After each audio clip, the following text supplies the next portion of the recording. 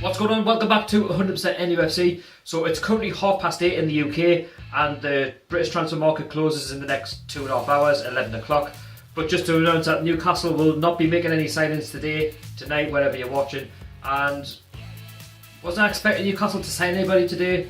Maybe it's one player, maybe someone out on loan, maybe someone in that centre mid or attacking area, but it just wasn't to be. We all know Mike Ashley doesn't do deadline day, and I wasn't expecting Newcastle to sign the players that we really wanted to, the likes of Origi, the likes of Pepe Reina.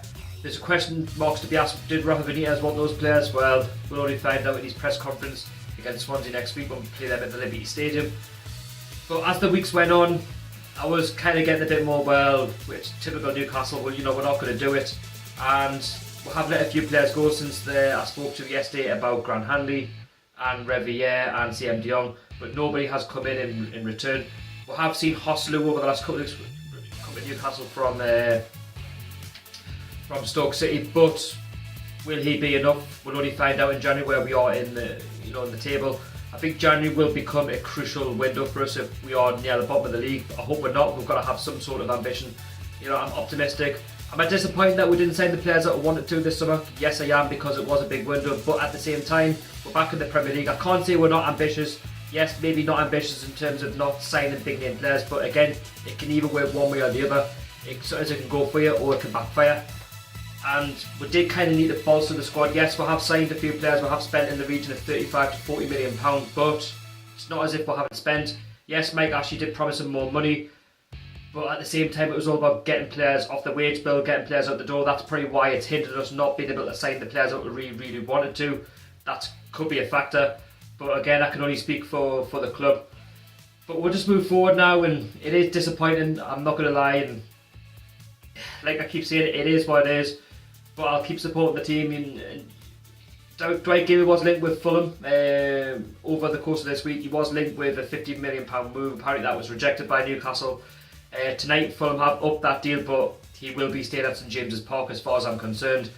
Tim Krul, he's off to Brighton on loan, on a season-long loan for this season. Lazar, he's potentially on his way out as far as I'm concerned, and he just wasn't given a chance. But again, at the same time, is he in Rafa's plans? Clearly not. A bit like Grant Hanley, so to speak. But again, it's Newcastle. I think I'm not shocked. We don't sign players on deadline day unless Mike Ashley receives money from another club where we could be sending the likes of Andy Carroll or Johan Gabay for big money, where it's going to go in his back pocket, into his bank account. Does Mike Ashley reinvest? Well, probably not, by what we've seen over the last few summers. We don't really do deadline day. I would love to see Newcastle just go big and sign somebody on a deadline day, but while he's here, that's not going to happen. But again, Mike Ashley did allude over the summer that we can't spend for what we've got, and apparently the money's just run out. Yes, we did get £7 million from Sky, but at the same time, you've got to remember we've just come from the Championship. We don't want to be spending £25 million there, £50 million there, paying 80 grand a week there, 100 grand a week there, because we all know that we've signed players like to Grant Hanley where it just hasn't worked out, and they're on big wages, and we want to cut that wage bill. We have a wage structure, and again, we're just going to move on from it.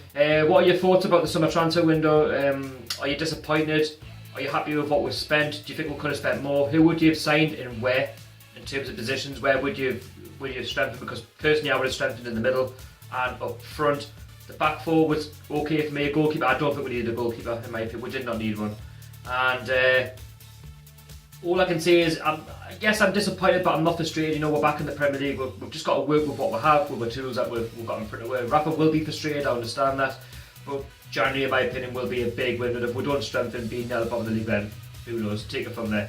But don't forget to to subscribe to this channel if you're new. I do regularly post a lot of content on this channel. Don't forget to follow me on my Twitter and Instagram. All social media will be linked down below in the description. And yeah, like I say, let us know on everything in terms of the transfer market. And thank you for all your support recently. Also, drop your questions in for the Q&A. #AskSharky. The Q&A will either be coming out on Tuesday or Wednesday, where I can find a free space. And yeah, thank you very much for tuning in. It wasn't the window that we wanted, but we have signed a few players. We'll work with what we've got.